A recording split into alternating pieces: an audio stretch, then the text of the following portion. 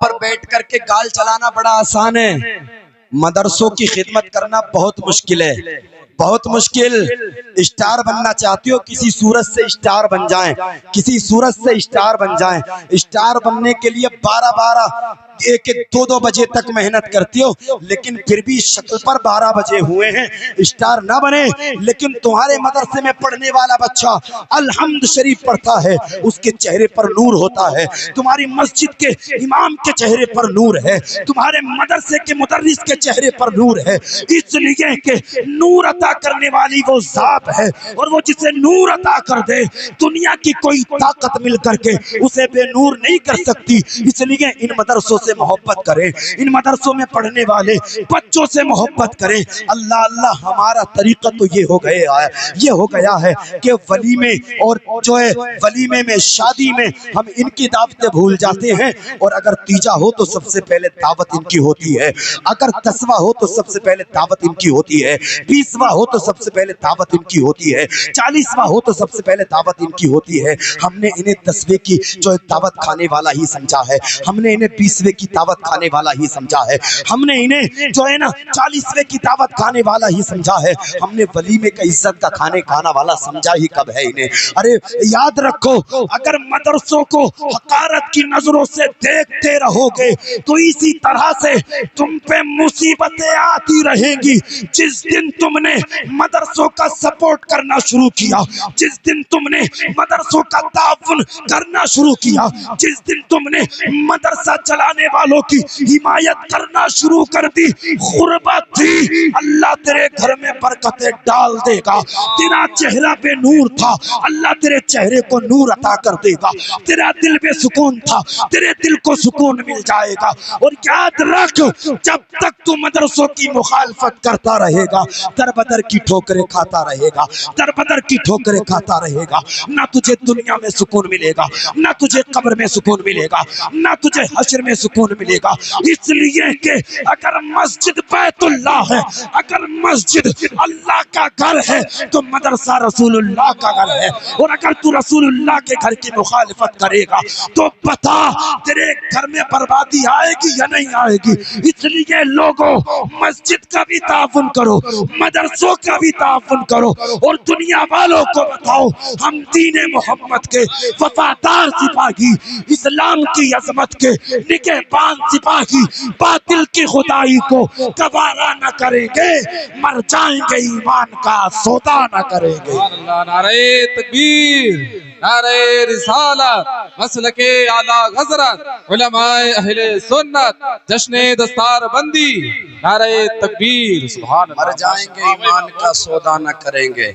جسے انجینئر بنایا ہے 50 لاکھ روپے لگا کر کے، وہ انجینئر یہ توفیق نہیں تیرا جنازہ پڑھا دے، جنازہ وہی پڑھاتے ہیں جو پھٹی چٹائی پر بیٹھ کر کے رسول اللہ کی حدیث کا علم سیکھتے ہیں یا قرآن مجید کا علم سیکھتے ہیں۔ انہیں حقارت کی نظروں سے مت دیکھو، جب ان کے سر پر میدان حشر میں تاج رکھا جائے گا تو بڑے بڑے سورما، بڑے بڑے لیڈر کہیں گے یار دنیا میں مالدار تو ہم تھے، دنیا میں سکہ تو ہمارا چلتا تھا، دنیا میں توتی تو ہماری بولتی تھی، یہ کون لوگ ہیں؟ آواز آئے گی، یہ وہی لوگ ہیں جنہوں نے غربت میں رہ کر کے قرآن پڑھا تھا، مصطفیٰ کی حدیث پڑھی تھی۔ اللہ اللہ، وہ لوگ تعجب کریں گے، وہ لوگ غمگین ہو جائیں گے، کہیں گے کاش ہم نے بھی دنیا میں رہ کر کے قرآن پڑھا ہوتا، مصطفیٰ کی حدیثوں کو جو عام کیا ہوتا۔ لوگوں، یہ قرآن طاقوں میں سجانے کے لیے نہیں ہے، بلکہ یہ قرآن پڑھنے کے لیے ہے۔ یہ قرآن پڑھیں اور پڑھ کر کے عمل کریں۔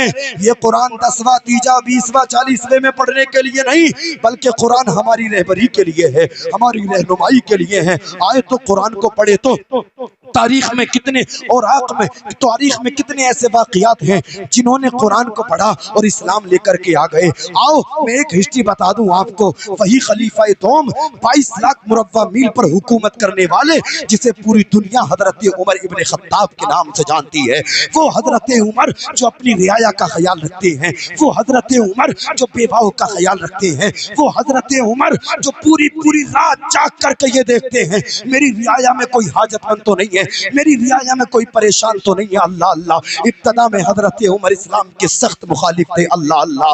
اسلام کو قریش میں ختم کرنے کے لیے یہ آپ جو نہایت مضبوط ارادے کے مالک سمجھے جاتے تھے، ایک دن غصے میں تلوار لے کر نکلے، مصطفیٰ جان رحمت کو مٹایا جائے گا، نعوذ باللہ، مدعی لاکھ برا چاہے تو کیا ہوتا ہے، وہی ہوتا ہے جو منظور خدا ہوتا ہے۔ راستے میں ایک شخص نے روکا، کہا عمر کہاں جا رہے ہو؟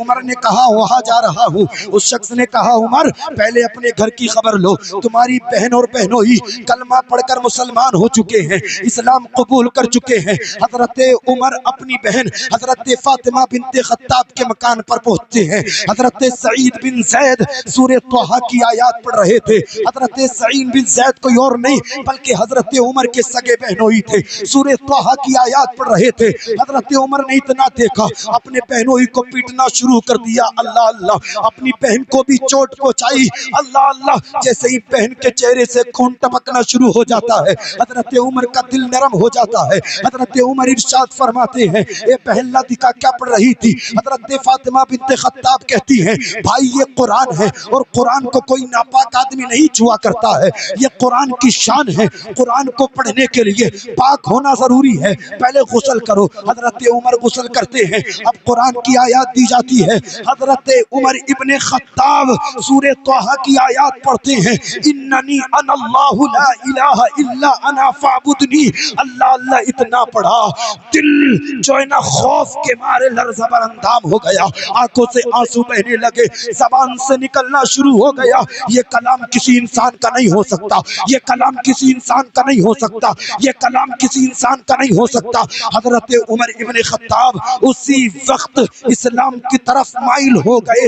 اس کے بعد میں حضرت عمر دار ارقم میں پہنچتے ہیں، جہاں شمس الضحیٰ، بدر الدجیٰ، نور الہدیٰ، سند الاصفیاء، سید الانبیاء، حضور احمد مجتبیٰ محمد مصطفیٰ اپنے صحابہ کے ساتھ تشریف فرما تھے۔ حضرت عمر آ رہے ہیں، حضرت حمزہ ملاحظہ فرما رہے ہیں، حضرت حمزہ کہہ رہے ہیں عمر کے ہاتھوں میں ننگی تلوار ہے، اگر عمر اچھے ارادے سے آ رہے ہیں تو صحیح ہے، ورنہ عمر کی تلوار سے عمر کا کام تمام کر دیا جائے گا۔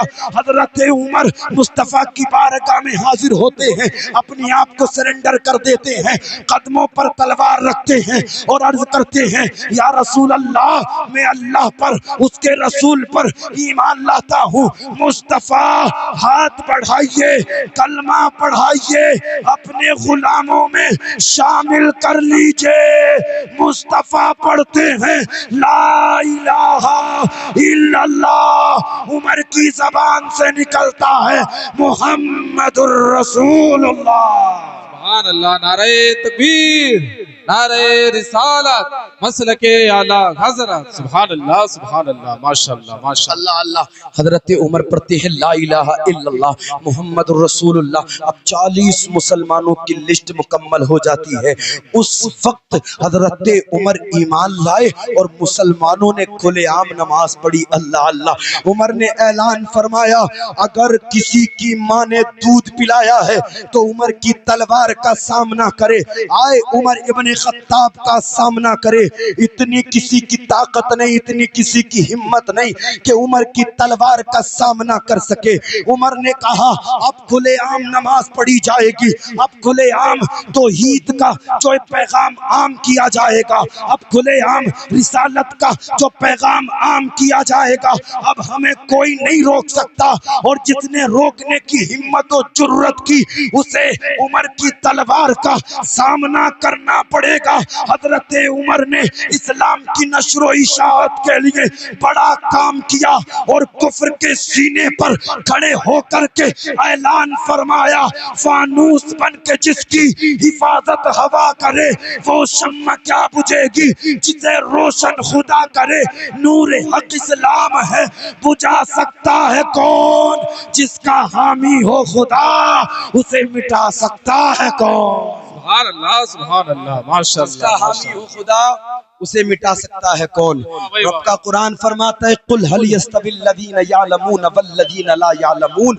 महबूब आप फरमाएं पढ़े लिखे और बगैर पढ़े दोनों बराबर नहीं हो सकते। जो पढ़े लिखे हैं, जो तालीम याफ्ता हैं, जो एजुकेशन याफ्ता हैं, अल्लाह उनके मर्तबे को बढ़ा देता है, अल्लाह उनकी शान को बढ़ा देता है। और जब कोई मदरसे में पढ़ने वाले की शान तो ये है, जब कोई बच्चा मदरसे में पढ़ने वाला कब्रिस्तान की तरफ से गुजर जाता है तो अल्लाह ताला 40 दिन तक उस कब्रिस्तान से अजाब को उठा लिया करता है। बताओ तो डॉक्टर इंजीनियर बनो, मुझे जो है इस बात से कोई गर्ज नहीं है, मैं भी इस चीज का कायल हूँ, वक्त की जरूरत है बनो, लेकिन डॉक्टर के साथ साथ अपने बच्चों को तालीम इस्लाम की जरूर दो, जरूर दो तालीम जो है इस्लाम की। जब तक इस्लाम की तालीम नहीं दोगे आपका बच्चा डॉक्टर बनने के बाद में खड़े होकर के पेशाब करेगा, यानी कि डॉक्टर बनने के बाद भी पेशाब करने का सलीका नहीं आ सकता। सलीका आएगा तो मजहब इस्लाम की जब तक तालीमात को हम आम नहीं करेंगे, मजहब इस्लाम की तालीमात को आम कीजिए, अपने भाइयों को अपने सीने से लगाइए, जो खिदमत खल्क जो खिदमत दीन कर रहे हैं उनका सपोर्ट कीजिए, किसी से बुग़्ज़, किसी से हसद, किसी से किना मत कीजिए, बल्कि पहले उसकी कामयाबी के लिए दुआ कीजिए, फिर अपनी कामयाबी के लिए।